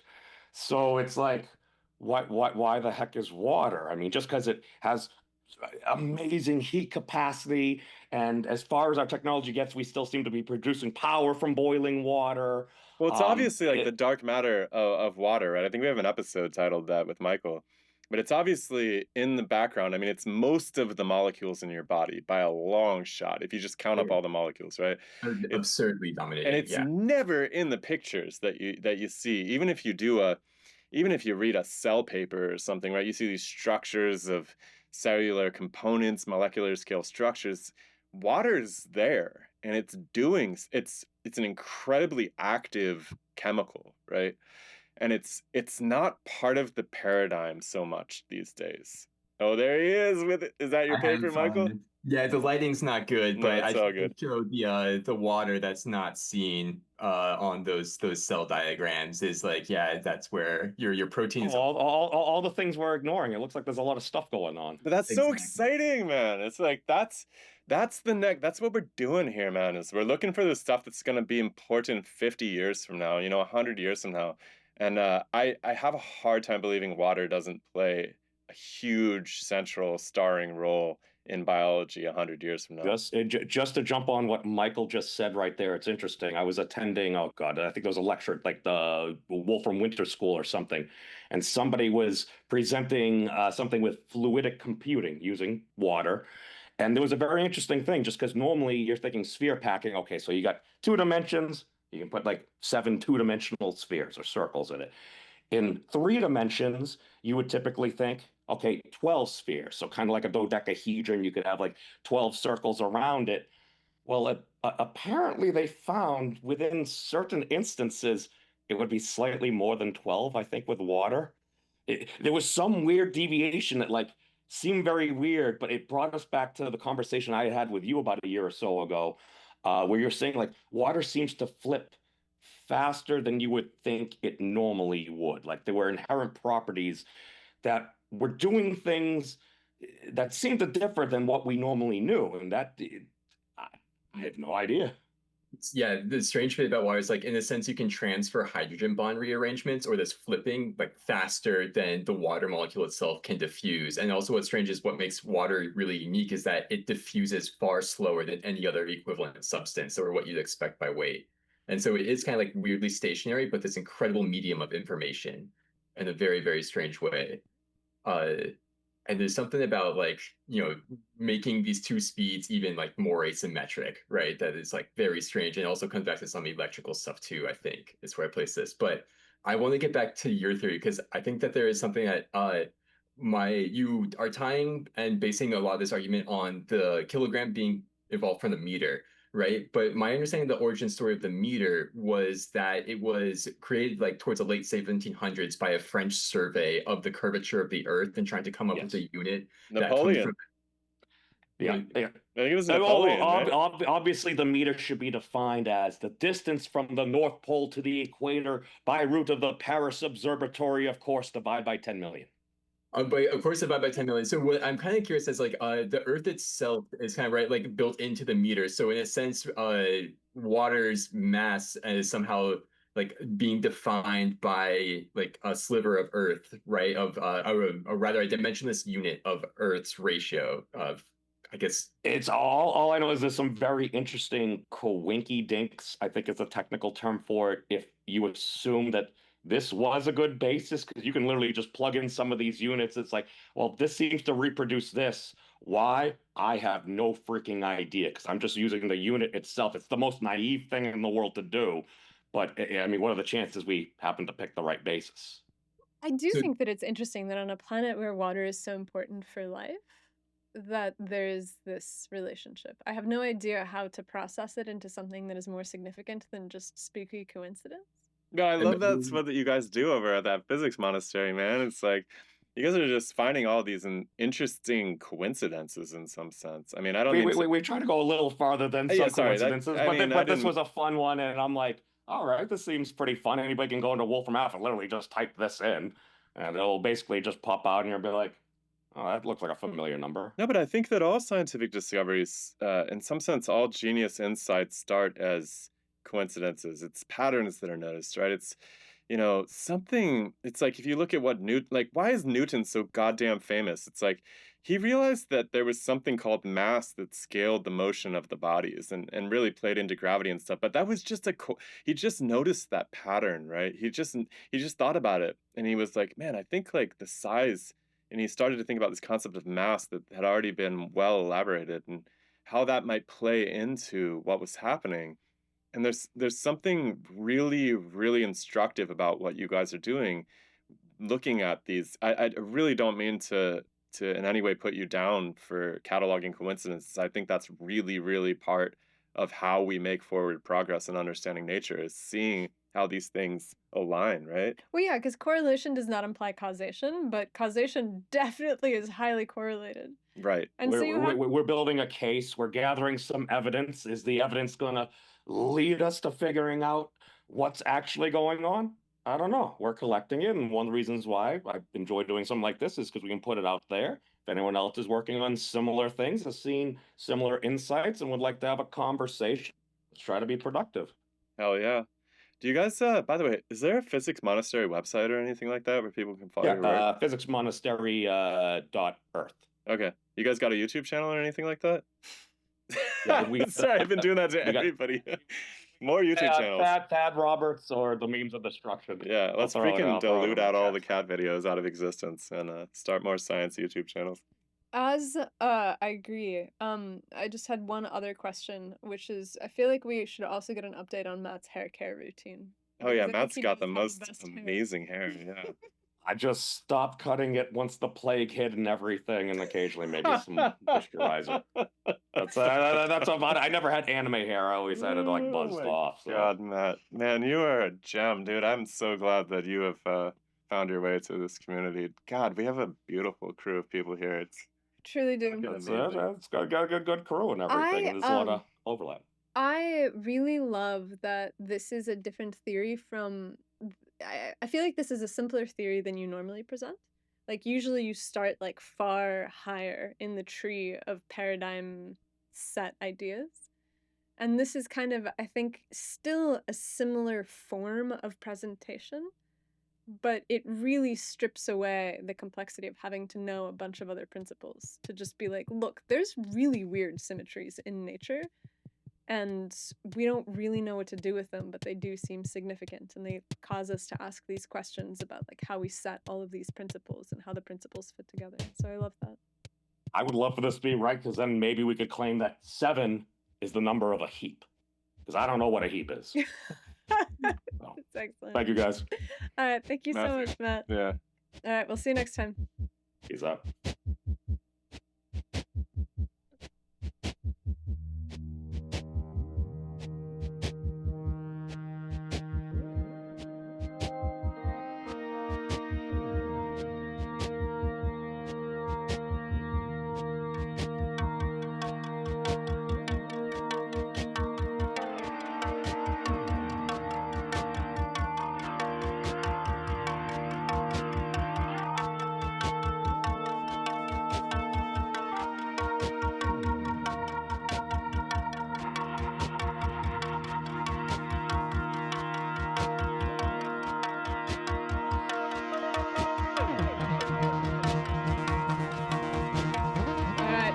Asplund is rejecting the call to the hero's journey. And so we are going to send the call to Amir Guri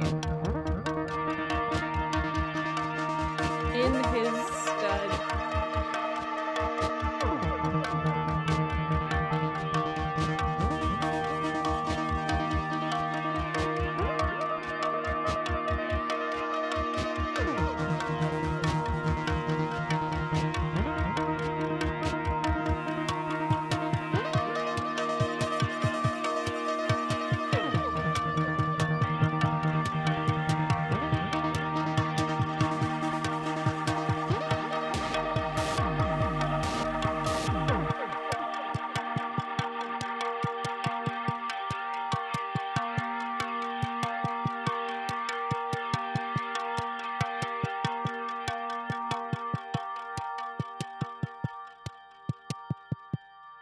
All right, welcome, Amir. How's your sound doing? I can hear you. Excellent. All right. Well, I'm excited to hear it. Last time you got knocked out because your tech wasn't working, so I'm glad that you've made it. Yeah, me too. Well, there we go. All right, whenever you're ready. Or now. Now? Okay. Okay, here we go. Get it. All right, so we all know the problems with the standard model. It's highly effective, but it's all patched together and it's missing a real ontology. Don't think about it, they just say. Just shut up and calculate, they say. Well, that never sat right with me, and so I decided to do something about it. What I did is I wrote a book called The Geometry of Reality, a book that presents a novel unified field theory called Unified Field Dynamics, or UFD. So UFD is a physically intuitive model of reality that's based on the simple principles of topology, geometry, and fluid dynamics, and it describes everything from the nucleus to cosmology to consciousness, all from these first principles. It's also quantitative, falsifiable, technologically generative, and it is ready to finally be seen by the worlds. The one caveat is that I am not a physicist, though I was trained as a scientist. I used AI to construct the model and impose empirical constraints. There's a slight possibility, therefore, that it's all one massive hallucination. But even if it is, it's a beautiful hallucination that you all have to check out. It's Unified Field Dynamics at unifiedfielddynamics.com. It just may be the answer we've all been looking for. Thank you. All right. Well done. That was more of an advertisement than a theory, though. Let's be honest. That was more of an advertisement than a theory. It's true. Well, that's right. It's a big theory. So I wanted to just lay out what I did, and then maybe you can ask me questions about it. Well, good Lord. I mean, I like the trailer. I don't know what happens in the first scene or anything like that. Michael, maybe you can help me out. I thought it was a great advertisement in like a solid minute. It's nice to put together.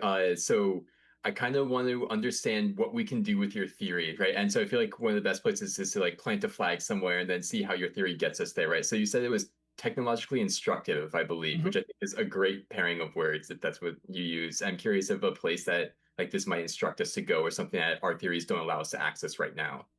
Okay, so one example of its technological prowess would be with nuclear power, the strong force. And so it has a geometric model of the nucleus where we have like protons are trefoils and neutrons are figure eights.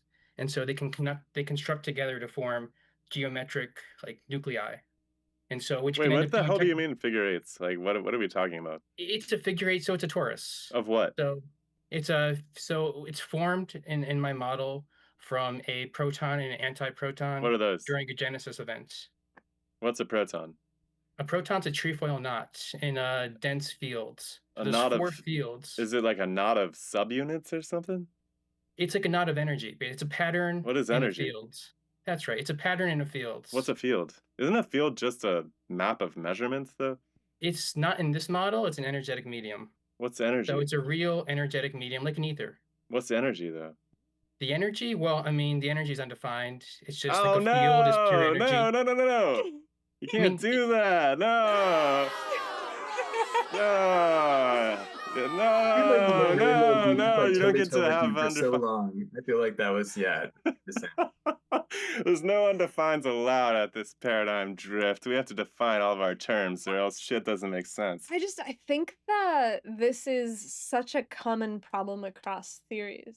Not just yours. This is a really universal problem because sometimes I basically just shit post on Twitter and I ask people these sorts of questions. And it's amazing to me that energy is so poorly defined and so poorly conceived of.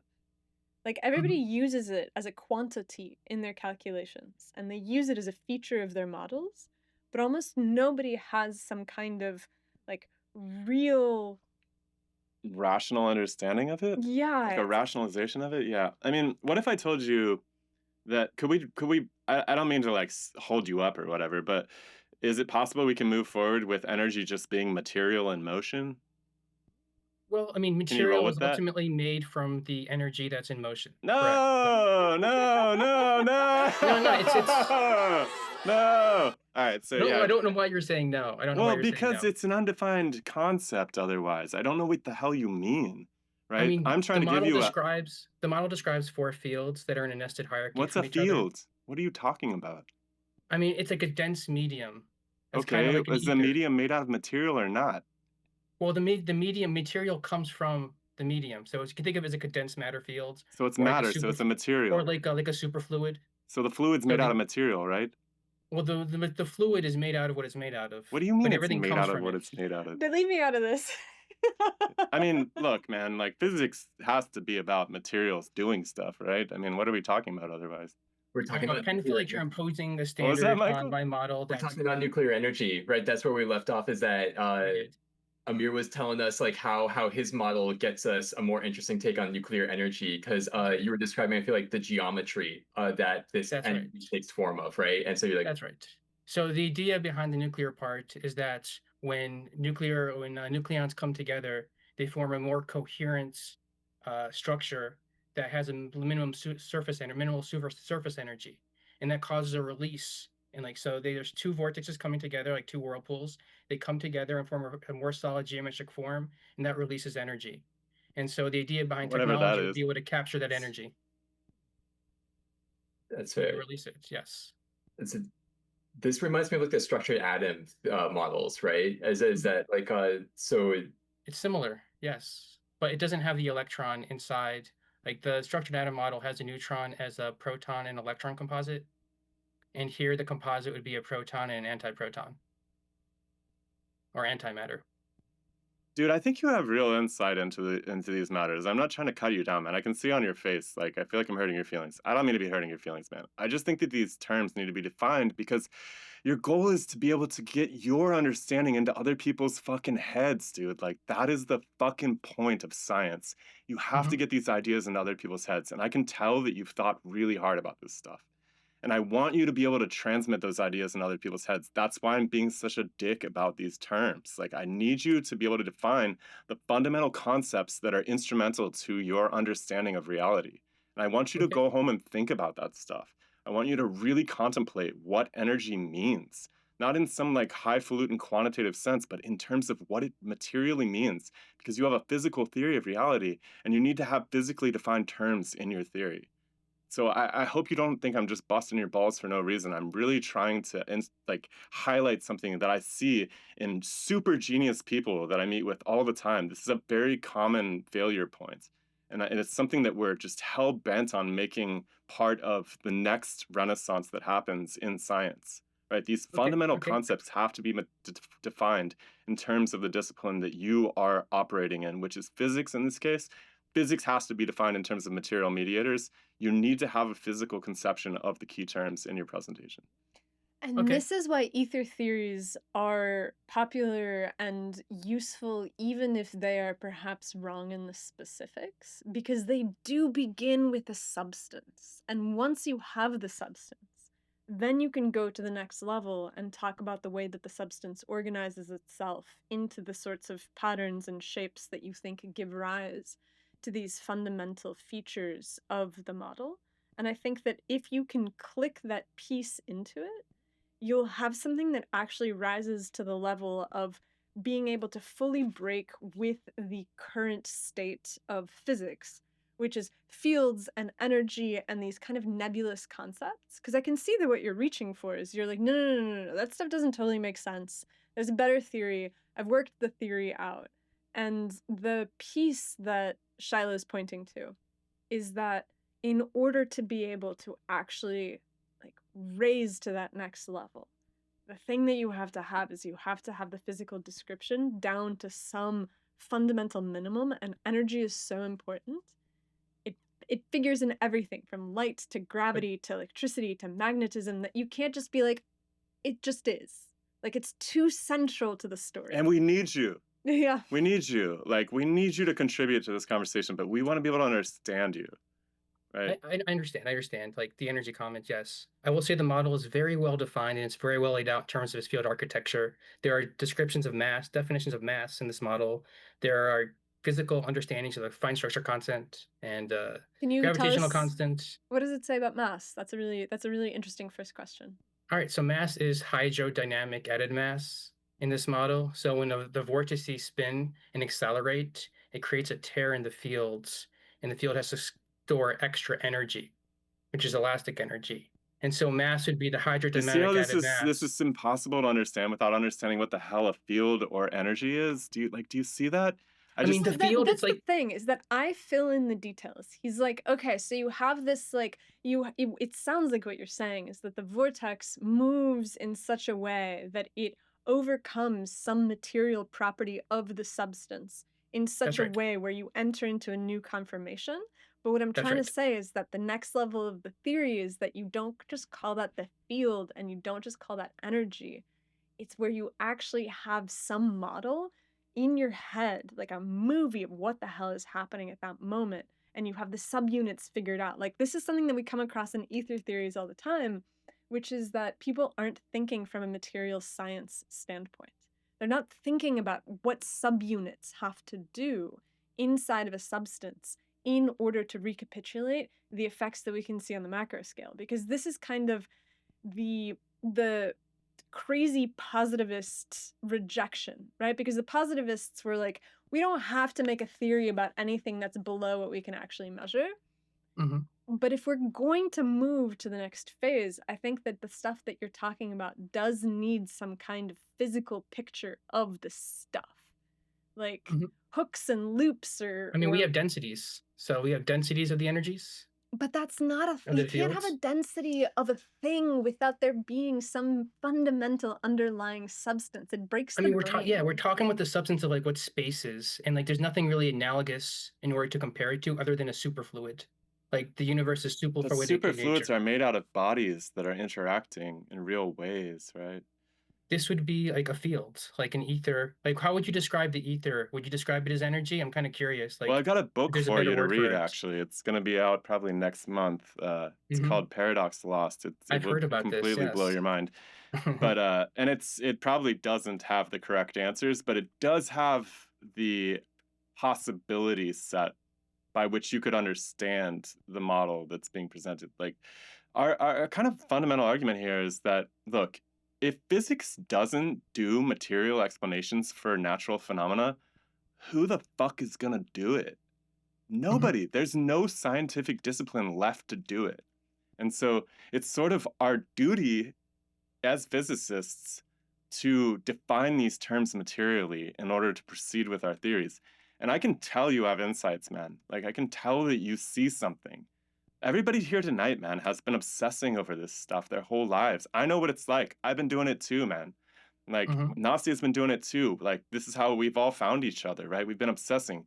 Our goal is to find a common framework by which we can communicate our ideas to each other so that we can grow our vision of how the material world, the natural world works. That's what we're doing here. We're on the same And so page. I'm literally just trying to encourage you to define your terms materially so that it can be a physical presentation, because we're talking physics here. You want to talk Mhm. about music or psychology or something, we don't have to do this shit with the material mediators. That's fine. But like, if we're gonna do physics, that's the name of the game in the future, 100%. Like, we will not be shirking our responsibility to default to physical definitions of our terms in the future. I guarantee you. I'm not just like saying this because it's my opinion. I can guarantee you that that's how it's going to work 100 years from now. And we're making it happen I here. feel like we need to get you a gavel. You should probably just throw me back on the musical pit. Yeah. Anyways, man, I'm really not trying to crush you here. I'm really just I really want you to be part of this. You have high standards. I yes. do. It's not even high. I think that we all have to get on the same page so we can all work on the same project together. I think you're right about that, because it's not necessarily just a high standard. It's just that this is the ingredient of difference between the way that people do physics right now, Which in ain't the working. academy, which is not working. Like, they go down to fields and energy and they stop. That's the fundamental problem, is that when you go and you ask, what the hell is that? And they tell us we're assholes for making them conform to physicality, and it's like, that's the fundamental I mean, look, I don't. Like, Look, how would you define a field that gives rise to matter without in material terms? Yeah, well, so I would say a field is a map of a prediction set of measurements. It's very highly verifiable. We know what we'll measure at every location, right? The question is, what materials in what motions are causing those measurements to be performed the way they are? That's what the duty of the physicist of the 22nd century is.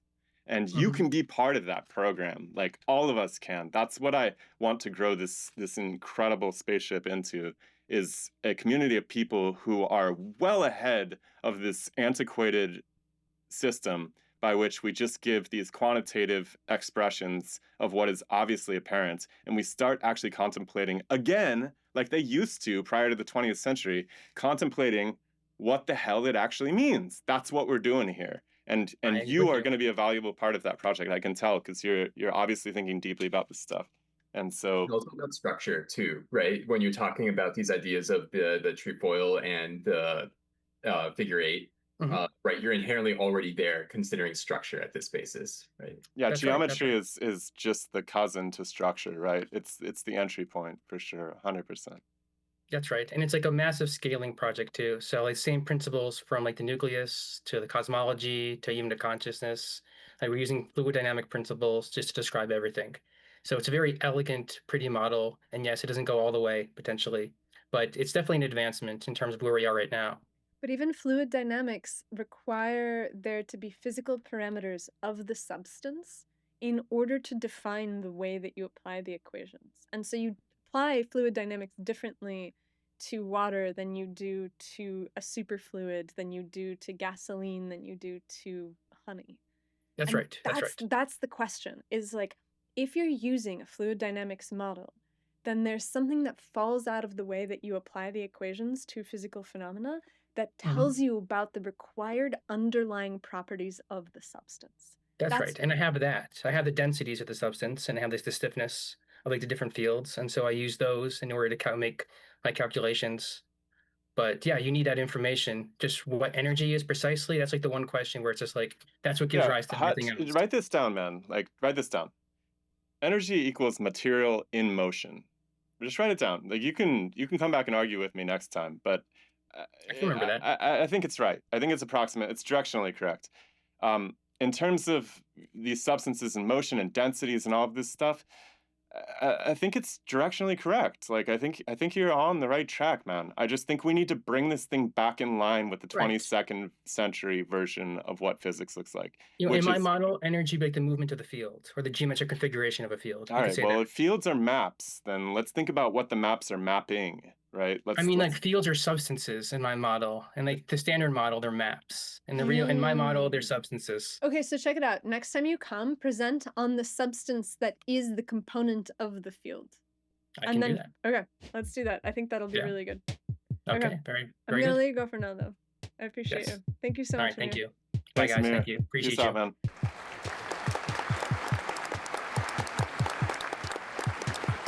Michael, closing thoughts? I mean, overall, people are doing stellar, right? Paradigm Drift 9 compared to Paradigm Drift 1. I feel like we're all learning. I think that also we saw a few instances where like it's hard to get a minute together and have that cohesive. And so I think that really speaks to seeing everybody's ideas. I think that cool, the diversity of ideas that we get, right? Because the physics has some other things. So No, I think everything's going great. It feels really good, like talking to everyone today. Also, I do think that this theme of like it's cool that people are thinking of experiments and that this community is bringing people together who are trying to contribute in these really like powerful ways, right? Like, you know, theory is good, but it's cheap. Like experiment is actually what wins the Nobel Prize in this day and age. It used to be that you could think a little bit, get an idea, but in these days, you know, we kind of get the wrong idea because the Nobel Prize is given to this person who probably hasn't been in a lab forever and just has some ideas, but it's the army of like postdocs and graduate students and people in the lab who are really like making that worth our while. And I think that the few instances we see that today, it's really cool. Oh yeah, man. And I'm so glad I met you, man, and that you're part of this and you're doing it. And I don't know, man. I mean, I really don't want to toot our own horn, man, but like this is the future, man. Like this is how it needs to happen. I hope that kids 100 years from now do the same thing.